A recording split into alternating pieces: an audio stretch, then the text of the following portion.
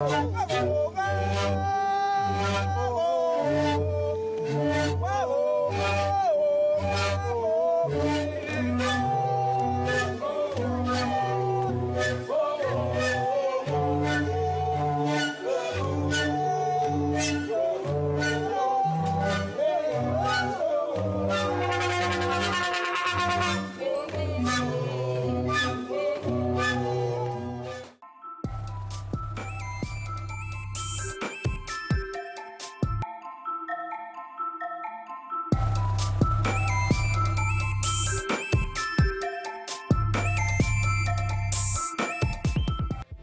TVWAN News is proudly brought to you by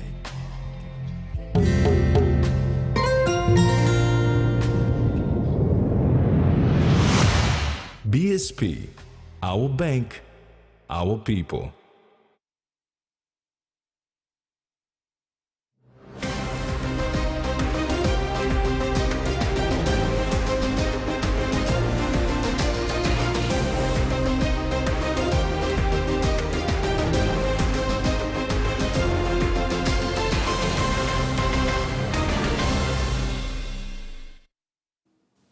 Good evening, this is TV1 News. I'm Maricela Kelaton.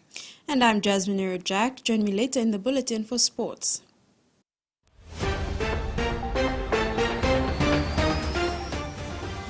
In this edition, PNG question delay in payment. Government needs 90 billion kina more. And Rimbu to maintain form. The Papua New Guinea Teachers Association of PNGTA has called on the Teaching Service Commission, Department of Personnel Management and the Department of Treasury to explain why the MOU signing containing the 3% increment payment of teachers was not signed. PNGTA, through a press conference today, clarified that the MOU ceremony, which was supposed to commence at the end of last month, did not eventuate, causing confusion and delaying payment for teachers in Papua New Guinea.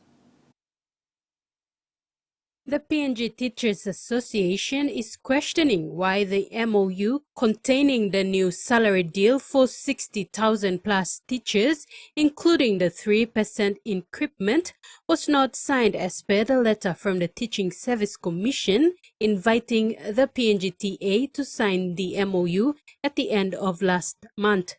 PNGTA President Haita Sanag-Kepe said PNGTA has met all the requirements to ensure the MOU is signed. The issue of teachers' payment was long overdue. The last signing was in 2018. PNGTA would like to make it very clear to all our financial members that the delay in not signing the MOU is not our doing. And we are waiting patiently, just like all of you. The question of how soon the MOA will be signed is beyond my understanding with my executives who are here right now. Sanag-Kepe said the TSC has confirmed that there are some technicalities in the MOU and that the Department of Personnel Management is finalizing the document. However, Sanag-Kepe said PNGTA is concerned with the closing of the budget this year. The log of claims for teachers, including the 3% increase, might not be included in the 2024 budget. PNGTA is concerned whether the government will address the teachers' MOA in the next year budget or not, since the budget will be finalized this month, November. Meanwhile, the PNGTA president urged teachers to be patient with the process as they await the TSC, DPM and Treasury to come clarify the delays in the MOU signing. Trace Sipa, TV1 News. Meanwhile, the PNGTA president has urged the Minister for Education and Secretary to intervene and address this issue. Sanag-Kepe reminded them that teachers are the backbone of the education system. The Minister for Education must take note of this situation and make some understanding with the Treasury and the Finance Department.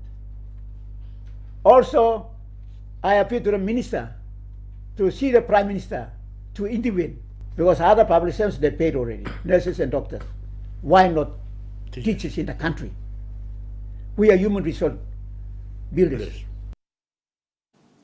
3 schools in the Kariku district of Central Province were given solar powers to bring light to school grounds and for students to use for studying at home. Mainohana Secondary School, Inawabul Primary School and Vanuamai Primary School have been spending thousands of kina on lights, but that changes now. Kariku Goilala Students Association from the University of Papua New Guinea concluded the year with the end-of-year project aimed to roll out solar panels and mini solar lights. The 2-day visit began on Monday. The students traveled more than 2 hours to Mainohana Secondary to donate 10 wall-attachable solar panels to the schools to use at night time. The UPNG students also saw that Inawabul Primary in Makeo LLG had lights for students with 50 mini solar lights presented to the schools to distribute to students for home studies. The team then made the tough journey by road and on foot to reach Vanuamai Primary School in Naragabadi for the same purpose. An Australian charity organization, PNG Angels, was recently in Port Moresby to perform complex neurosurgical procedures at the Port Moresby General Hospital, offering a beacon of hope to patients in need. Since 2019, PNG Angels have provided essential medical supplies and training to equip local medical teams and Papua New Guinean neurosurgeons for a better future. Australian charity organization, the PNG Angels, comprises of a team of several volunteer medical professionals from Gosford Private Hospital in Australia. Last week, the team conducted several life-changing and life-saving neurosurgery procedures with the medical team at the Port Moresby General Hospital. Dr. Thomas Benjamin, a neurosurgeon from the Port Moresby General Hospital, says since 2019, when the partnership between PNG Angels and PMGH was established, there has been an increase in the number of cases that have been conducted, acknowledging too the training and essential medical equipment provided through the support of PNG Angels. I've looked at the last 9 years of our data. The prior 5 years prior to 2019, our surgery cases that we did, it was basically mainly of trauma. But from 2019 to the last month, September, we were able to increase our tumor surgeries by 171%. So it was all because of the neurosurgery microscope that we had. Our overseas referral had come down. We were able to operate on some of the cases that we usually send overseas, like a tumor close to the big veins in the midline and some of the difficult tumors. Yvette Mobbs, director of PNG Angels, expressed her gratitude to PMGH for helping facilitate this mission. And on these missions, our purpose is not just to operate, but also to pass on training and product and really help get the local neurosurgical team in a position where they can continue doing these procedures without our team. Founder of PNG Angels and neurosurgeon Dr. Mark Coughlin said he was pleased to return to Papua New Guinea. Teach Esther and try and empower the local neurosurgeons to have those skills so they can build up their own very sort of efficient and proficient partnership. Since its inception, PNG Angels has conducted numerous missions offering complex neurosurgical services to patients at the Port Moresby General Hospital. During their latest visit, the team met with PMGH senior executive team, both parties reaffirming their commitment to the partnership with a mutual alignment to a focus on specialized training into the future. Bukbilang Pikinini celebrated World Toothbrushing Day by hosting an Oral Health Awareness Day at its library learning centers. Colgate's Bright Smiles, Bright Futures program donated oral health kits and educational posters, emphasizing the importance of early childhood oral hygiene education. BBP children learned about proper tooth care, and the event underscored the significance of oral health for overall well-being. BBP expressed gratitude to Colgate for their support in promoting health and education. This is TV1 News. Stay tuned for more after the break.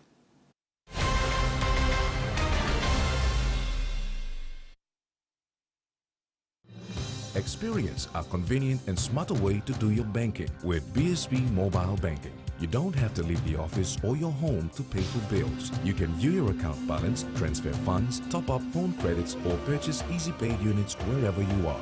Visit your BSP branch today to register now for BSP Mobile Banking. BSP Mobile Banking, the smarter way to bank. BSP, our bank, our people. Enjoy life when we work together, making happy memories that last forever. Harem talk, young or old, a scale rice family meal with talk. We'll bring out the smiles, cause it's a favorite by miles. Senisi gola scale rice, low scale price. Senisi gola scale rice, low scale price. But you like him? Papua New Guinea. We love a reason for a family gathering. A reason to play. A reason to ignite the flame. A reason to cook the best with the best. Flame oil, now PNG made for PNG cooking. Flame oil, winning taste. A true champion is measured by their courage, their determination, and their passion to never give up and to always keep trying. With a delicious Milo and milk taste and added nutrients, Milo and milk is a great way to fuel our little champions with nourishing energy every day. Because true champions give it their all. Milo, PNG and Mia. Prime PNG made. Quick favorite meal for the day does feel good. Snacks noodles is my choice for a simple meal. It is easy to prepare and fast to cook. And with a touch of flavor and ingredients, quality noodles that can be cooked and enjoyed in many different ways. You see, my whole family loves it. It's made here in PNG and comes in different pack sizes. Snacks noodles, tastier by you like you more.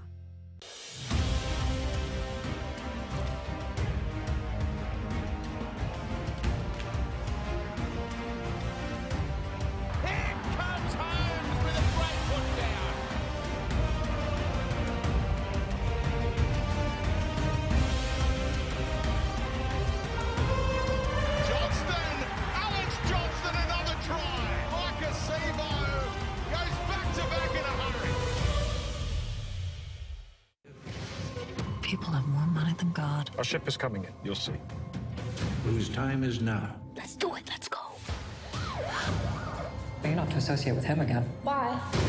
Be thankful when you get a leg up. Never forget the past, because you never know when they may come looking for you.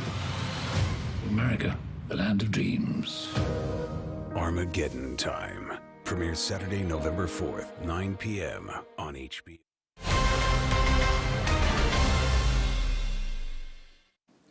Welcome back. The Royal PNG Constabulary has appointed Senior Inspector Robert Baim as the new Provincial Police Commander for Medan Province. A minute titled Immediate Transfer of Commissioned Officers was signed, stamped and issued by the Office of the Commissioner of Police dated Monday 30 October 2023. Medan now awaits the arrival of Senior Inspector Baim. The minute has directed that the takeover of the PPC post for Medan be complete before 14 November 2023, when Senior Inspector Baim is to take up the command and start the restoration exercise. Commissioner of Police David Manning advised these commissioned officers of the changes and appointments, and they are to take up their new post immediately. Manning stated that this move has been made to strengthen leadership and accountability in the various command.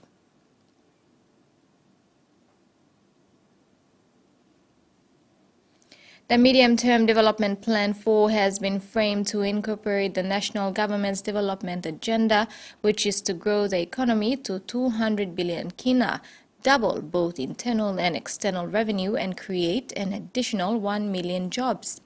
The MTDP4 team from the National Department of Planning, under the leadership of Deputy Secretary of Planning Michael Kumung, met with all national stakeholders today at Gateway Hotel in Port Moresby to consult and inform them of their priorities and alignment as mentioned in the MTDP4.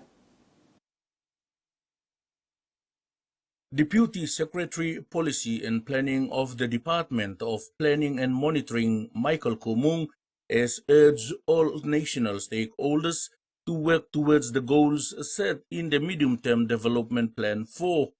Mr. Kumung said the MTDP4 outlines clearly the government's policy intent to undertake downstream processing of our natural resources and empowering our people by vigorously promoting micro, small and medium enterprises.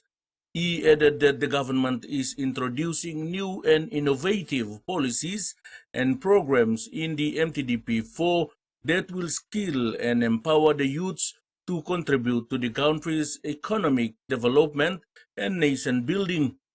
For the first time, we are seeing the country is geared towards one planning system.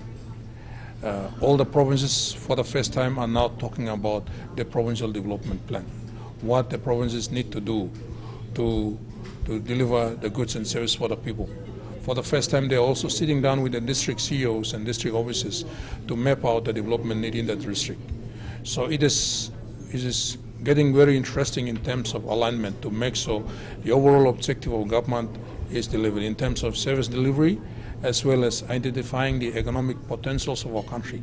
The MTDP for 2023 to 2027 is the roadmap for the Marape Rosso government in the pursuit of its ambitious development agenda.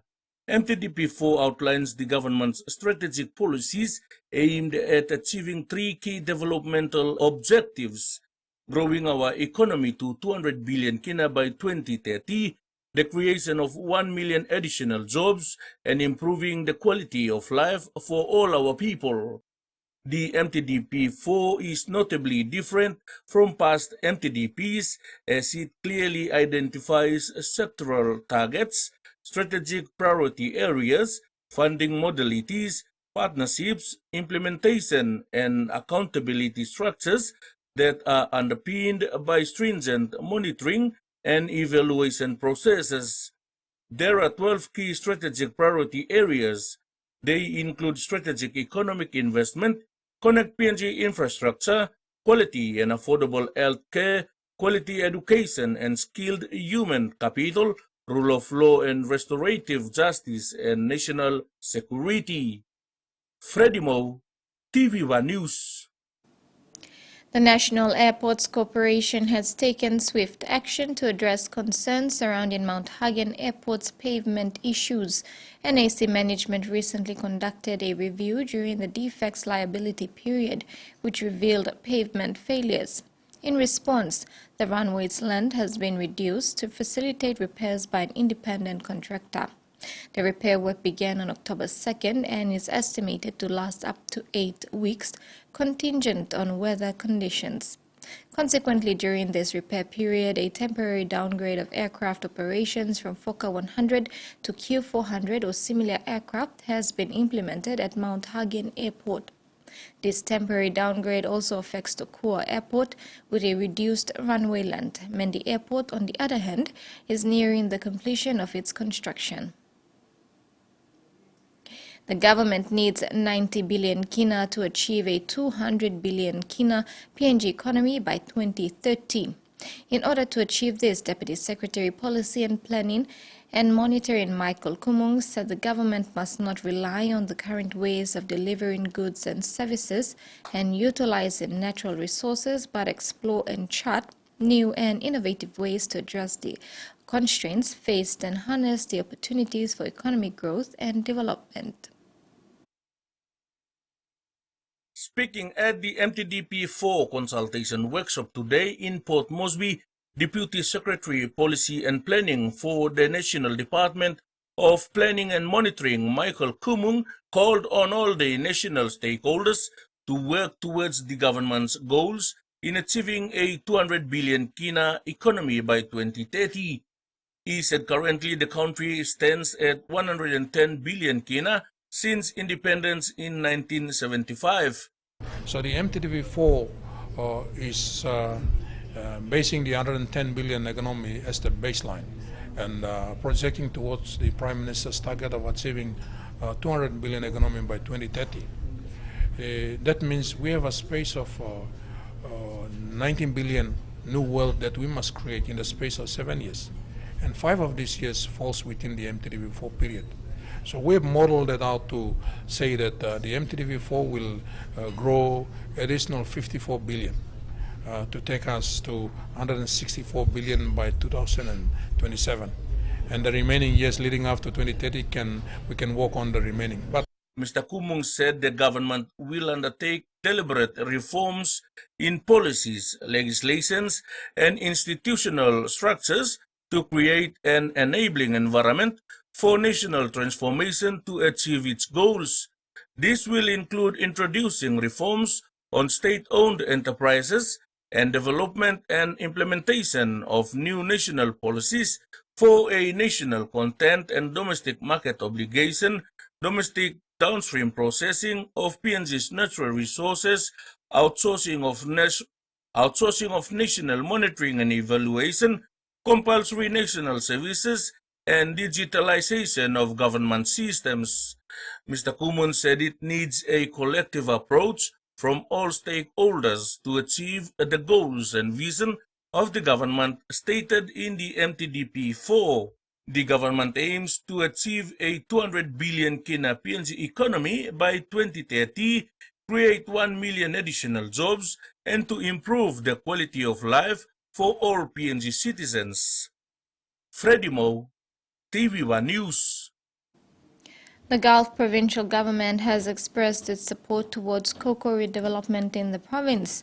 In line with the national government's directive for the agriculture industry, the provincial government is committed to reach the target set for the province through an agreement signed with the PNG Cocoa Board this year.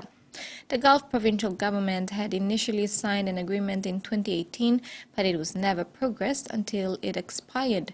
Members of the Gulf Provincial Executive Council accompanied a team of lead cocoa farmers from the 4 LLGs and several divisions of agriculture and livestock provincial offices to East New Britain province last week to see cocoa development and what has been done in the industry. Market accessibility was a major factor towards the downfall of cocoa production in the province. Thus, EHOS assured that the provincial government will assist with transportation like boats to help bring farmer products to markets. And now the finance news. The kina closed unchanged at $0.2695 in the interbank market. At Bank South Pacific, our kina was buying $0.2620, $0.4110 Australian dollars, $0.2403 euro, and 39.38 Japanese yen.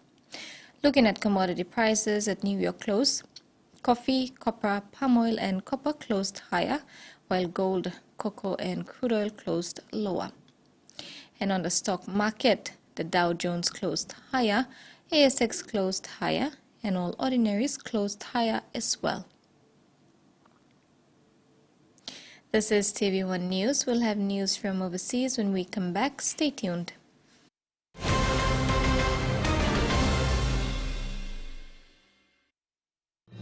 Experience a convenient and smarter way to do your banking with BSB Mobile Banking. You don't have to leave the office or your home to pay for bills. You can view your account balance, transfer funds, top up phone credits, or purchase Easy Pay units wherever you are.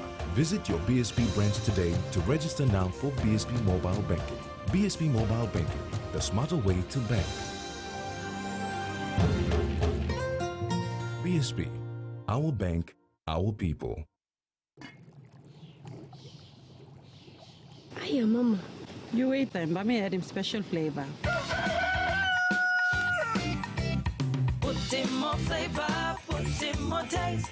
Add your kakaru, get up and big smile on face. Time for kim chicken, a great kumu too. Sip, sip, the moo, yes, magic on you. Maggi, the taste PNG loves. Hey, you want talk? Want to win one of 4 Costa buses? Simply collect 6 SP Lager Red promo caps and enter the draw at a participating store near you. There are heaps of other great prizes to win too, like SP Hunters jerseys and other awesome SP Lager gifts. So enter the draw today for a chance to win. There's a bus to be won in Islands, Southern, Momase, and the New Guinea Islands. SP Lager, Bungi Mumi!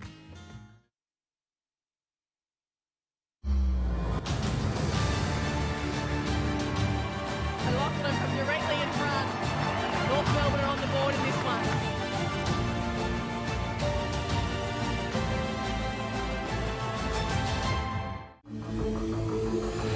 The pass into the pass for Jinma! Oh, what a glorious day for the youngster!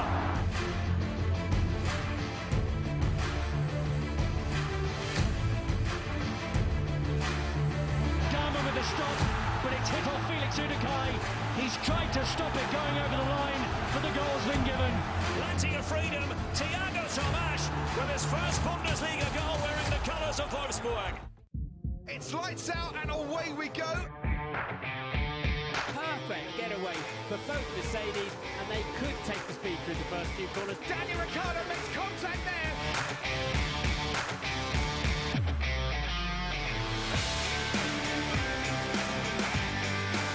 The Mercedes of Hamilton and the Red Bull of Verstappen make contact.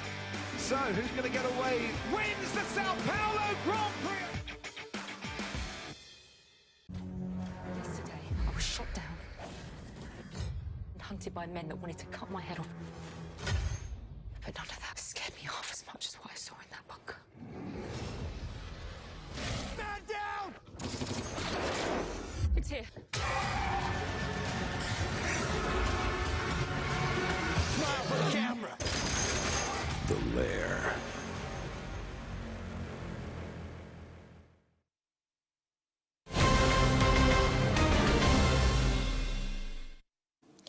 Welcome back. In regional news, tropical cyclone Lola has claimed at least 2 lives, one of them a pregnant woman, and caused widespread damage to hundreds of homes, schools and food gardens in Vanuatu. The Vanuatu government said on Tuesday that more than 15,000 students have been impacted, with a Category 5 superstorm destroying classrooms across Hambai, Maiwo and Pentecost Islands. Vanuatu is still recovering from twin cyclones Judy and Kevin, both Category 4 storms that devastated the country in March. Disaster Management Minister Ralph Regenvanu said last week's storm came well ahead of the Pacific cyclone season from November to April. Regenvanu said NGOs warned that damage from all 3 superstorms was extremely severe and had left Ni Vanuatu children even more fearful of what this cyclone season would bring. Regenvanu said an estimated 80,000 people were significantly impacted, including 40,000 children. The New Zealand, Australian and United Kingdom governments said their relief efforts were underway. The fire threat on the Queensland-New South Wales border has eased with the blaze at Wollongara downgraded to a watch and act. This was the scene at Wollongara yesterday, with at least 4 homes have now been confirmed lost.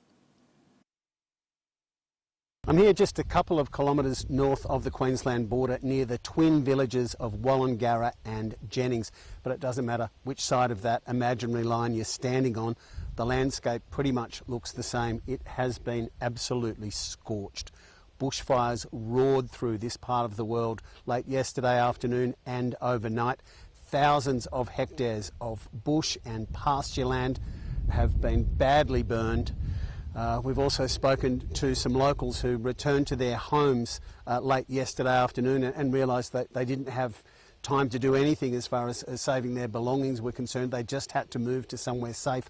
We just saw it coming over the top field here, and we tried to get the cows out up there for our neighbours because they're in Tenterfield, and we couldn't do it. And then I'm standing there watching this big whirlwind of flames just lift up off the ground coming across.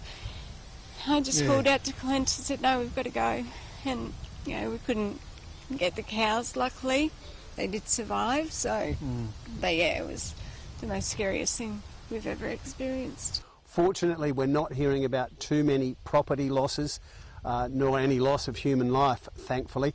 We have seen a rural fire service tanker that tipped over just about 10 k's south of Jennings in northern New South Wales.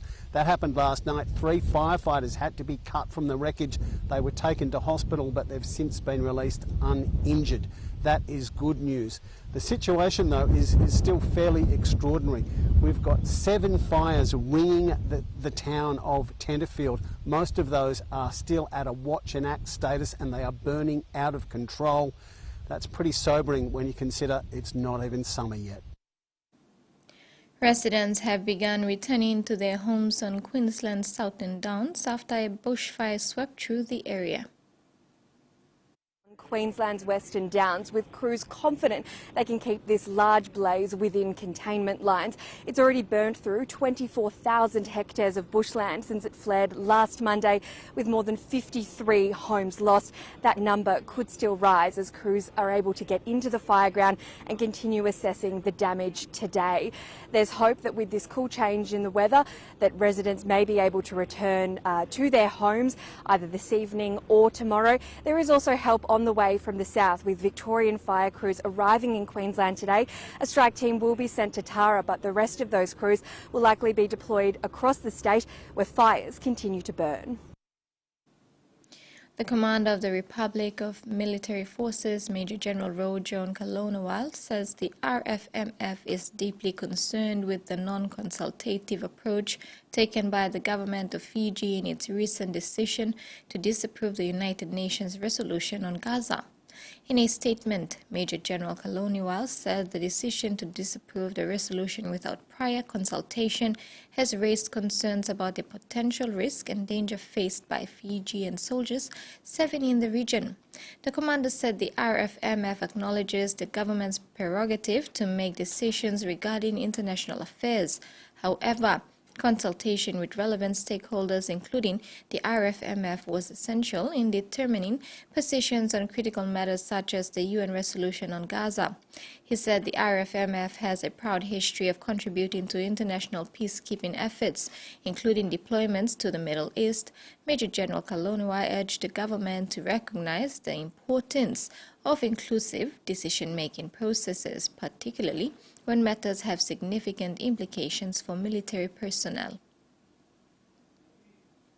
One of Australia's most notorious convicted terrorists, Abdul Nasser Ben Brika, has won his High Court bid to restore his Australian citizenship. Abdul Nasser Ben Brika was convicted of terrorism offences in 2008. He was found to have been leading a terror cell that had plotted to blow up Australian landmarks. He was sentenced to 15 years in prison with a non-parole period of 12 years. But in 2020, then Home Affairs Minister Peter Dutton cancelled his citizenship under powers that allowed the government to do so for convicted terrorists. Ben Brika challenged that law and argued that only the judicial branch of government could punish people for criminal offences. Today, the High Court has found in his favour in a 6-1 split decision.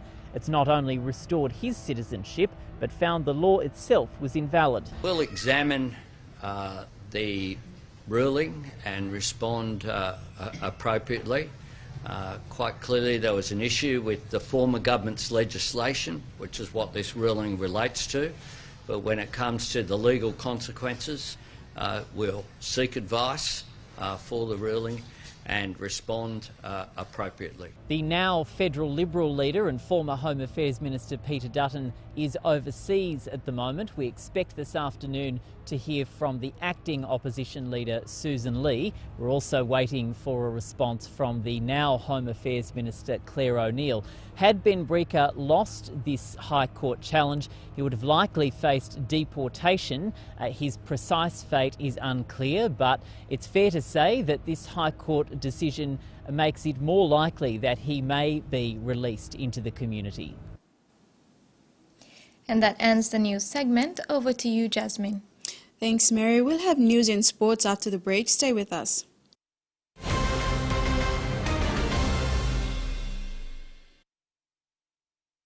Want more data for less? Get it now with Digicel's revamped Red Club. Enjoy data bundles from as low as 1 kilo per gigabyte. Plus rollover data, the widest coverage, fastest speeds, and best reliability. Only with Red Club. Join Digicel's exclusive Red Club today and get loads more data for less. Yes! Data bundles from as low as 1 kilo per gigabyte. Whoa! Join today for as low as 10 kilo weekly to access discounted data bundles and get more data for less. Dial *675# or visit the My Digicel app today. The Red Club. Only with Digicel. Change your TV plan to a postpaid plan and save more than 100 kina. Get a 30-day 40-channel plan for only 85 kina and get a free DTV plan to watch Rugby League, Blink and you miss it! or Filipino dramas from anywhere you want. Good idea. How awesome is that? What a moment! Dial 1515 to speak to a TV agent and get yourself a postpaid TV plan today. Digicel TV. More channels, more choice, more value. Experience a convenient and smarter way to do your banking with BSB Mobile Banking. You don't have to leave the office or your home to pay for bills. You can view your account balance, transfer funds, top up phone credits, or purchase easy pay units wherever you are. Visit your BSB branch today to register now for BSB Mobile Banking. BSB Mobile Banking, the smarter way to bank. BSB, our bank, our people.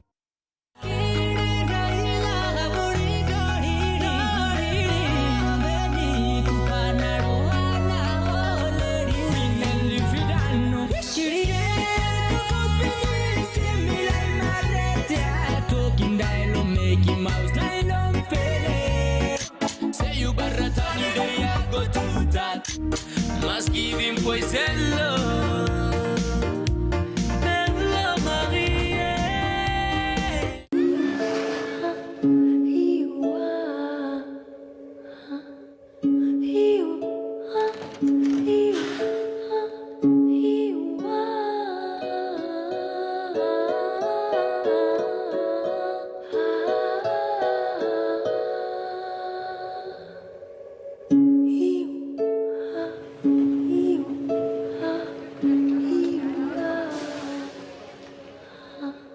ויקדש עושו, כי בו שבת מכל מלאכתו, אשר ברא אלוהים לעשות.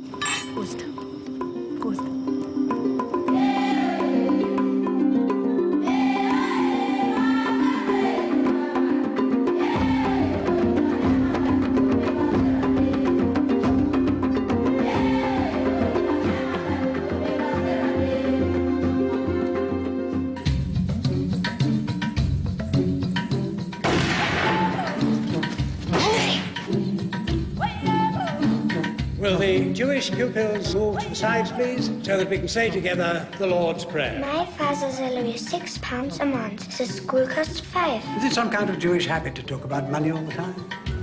The English don't like me. They don't like me either. I'm a Scot.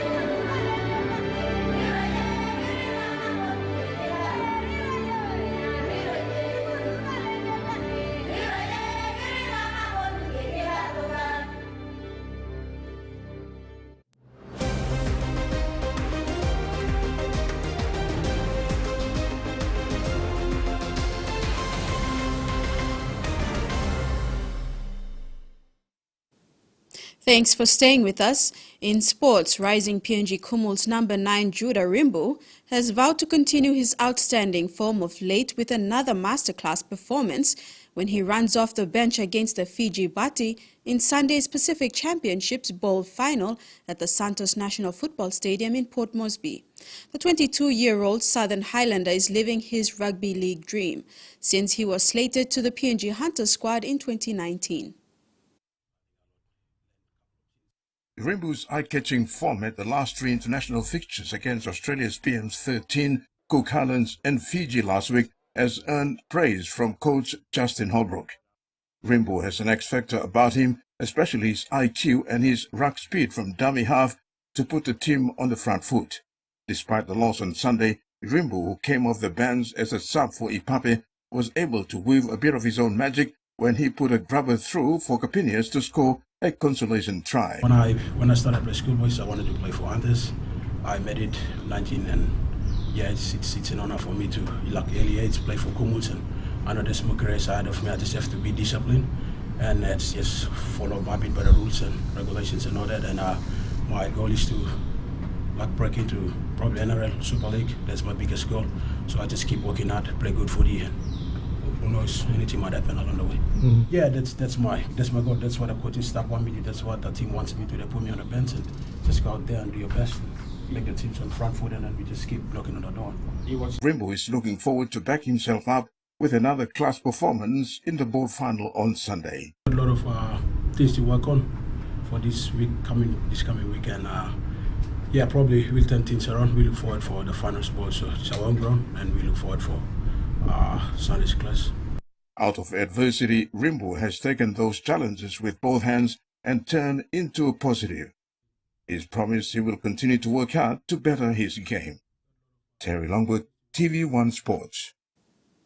Tough young Manly Warringah Sea Eagles lock Caleb Navale is living out a childhood dream in following in the footsteps of his father, Eparama. At test level, just 2 games into his test career with Fiji, Caleb has already made a strong impact for the Bati in the Pacific Championships in Papua New Guinea, running 230 meters and making 66 tackles. A player with great speed and a big motor, Caleb is flying the Navale name once again on the international stage some 23 years after Eparama represented Fiji at the 2000 Rugby League World Cup. Our powerful winger Eparama played 3 test matches for Fiji against Russia, Australia and England after impressing in his first great career at the Parramatta Eels between 1997 and 98 and at the Northern Eagles in 2000. He scored 8 tries in his 16 games for the Eels. Yeah, so my dad used to play for Parramatta Eels back in the day.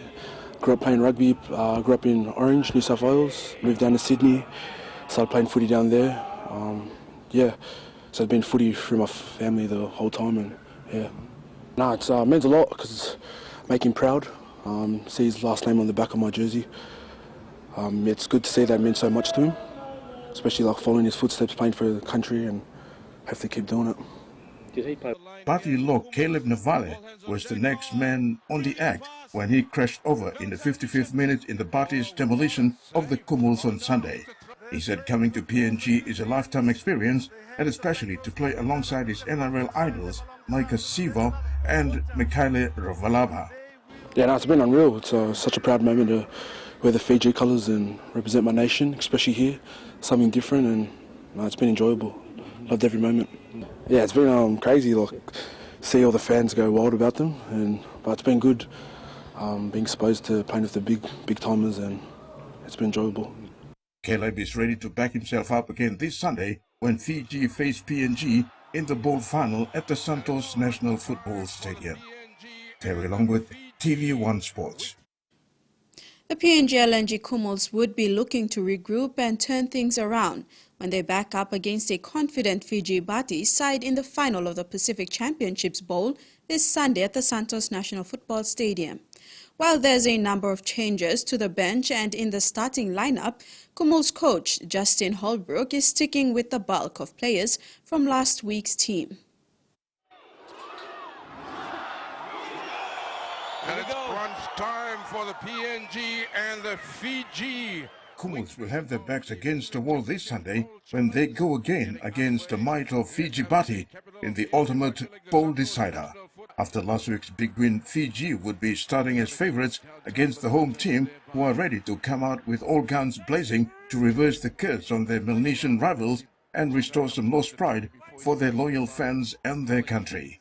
While there's no panic stations in camp after coping Sunday's hiding, Kumuls coach Justin Holbrook was very direct in pinpointing the key areas that they are reviewing and a dressing leading to Sunday's final. Yeah, we've got to be better. But as I mentioned after the game, we've got to improve our discipline. It's something we'd done really well the previous few games, and we didn't do it on the weekend, and we just gave PG sort of too many opportunities, which we don't want to do this week. Licking their wounds after last week's embarrassing loss, Kumul's camp is in good spirits with positive attitude and mindset at training.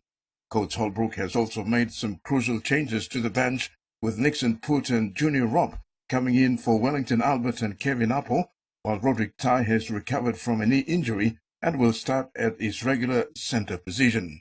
I mentioned last week I wanted to bring the guys made the effort to come all the way from England, so I wanted to give everyone a game, and but obviously really happy with Junior Rob and Nixon and Liam Horn, to be honest, in those couple of games prior, and obviously Roderick Tai, who will name back in the centres this week. So yeah, made a few changes. Wasn't unhappy with any individual performance. I was unhappy with the way we played collectively as a team. But yeah, I just wanted to bring those boys back in. I think they deserve it. They've been really good in the games that they've played. Reflecting back on last week's disappointing loss, Holbrook said it should be a learning curve that they must learn from and better on Sunday. He made examples of Cook's and Fiji's slow start to the campaign, but hit their straps in week 2. But that's what it's about. You've got to learn from it. And as I said, the previous couple of weeks, when you're doing things really well, you just assume it'll happen again, and it doesn't happen. And I guess we've seen that with the other teams' games. To be honest, the Cookies were very disappointed against us and come back and nearly beat Fiji. Fiji were disappointed. The Cookies come back and beat us easily. So it's a good sort of learning curve for us last weekend, and we got the opportunity to get it right in the final this weekend. Terry Longwood, TVWAN Sports.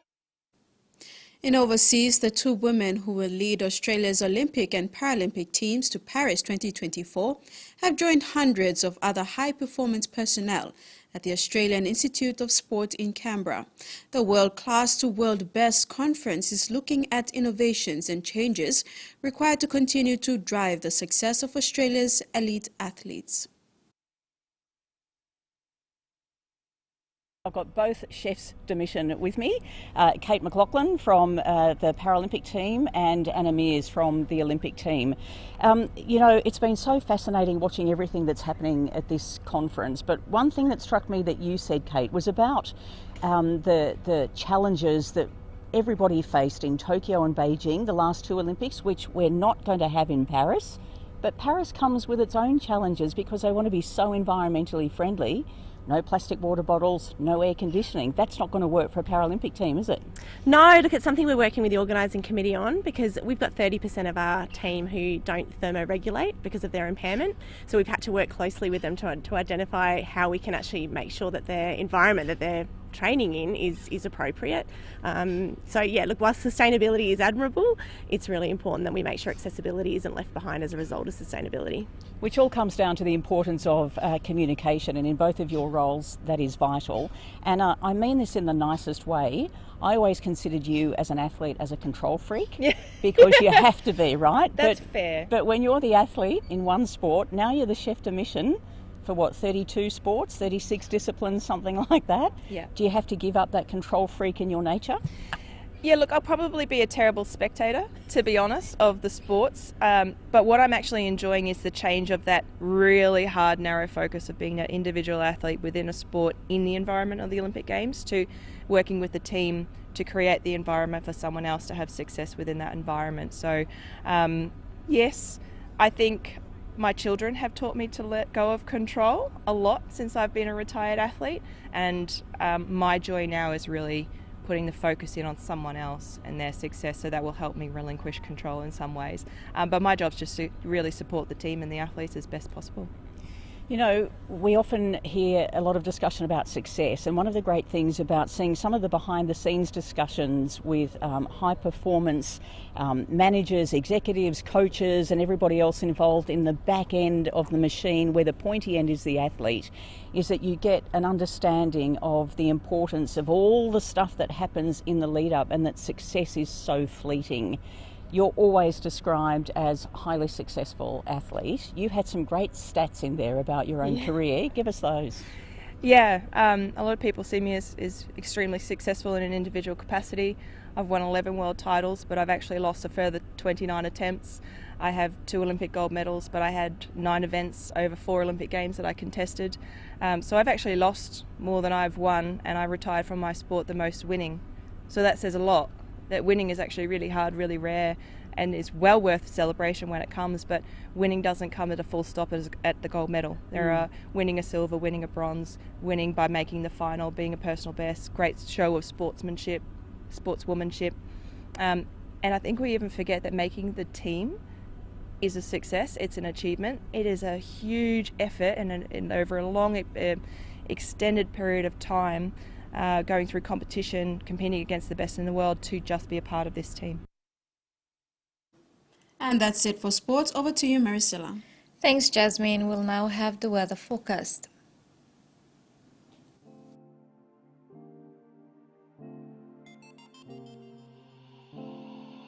Regional weather. Southern. Isolated showers becoming scattered over Milibek Province. Port Moresby, mostly cloudy with possible showers and drizzles. Omase. Isolated showers becoming scattered over Sandown Province. Ley, mostly fine although cloudy at times. New Guinea Islands, isolated showers becoming scattered over Arab. Buka, partly cloudy with some showers. Highlands, scattered showers and isolated thunderstorms with areas of rain. Mount Hagen, Mendi and Wabeg, partly cloudy with few rain showers and possible thunderstorms.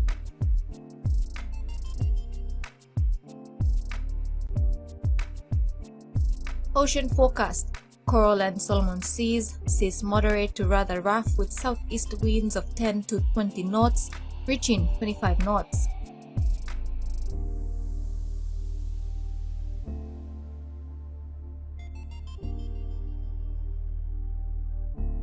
Coastal waters. Waters of southern PNG Indonesian border to Daru to Kiwai Islands.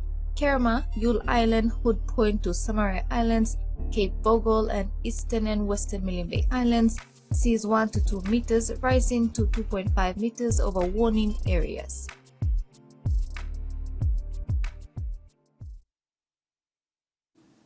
And that ends the news tonight. Pleasant viewing. Bye for now.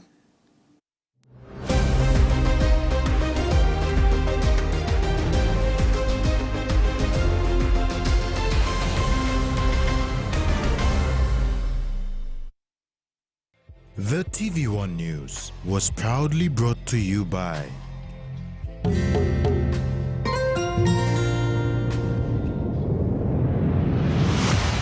BSP, our bank, our people.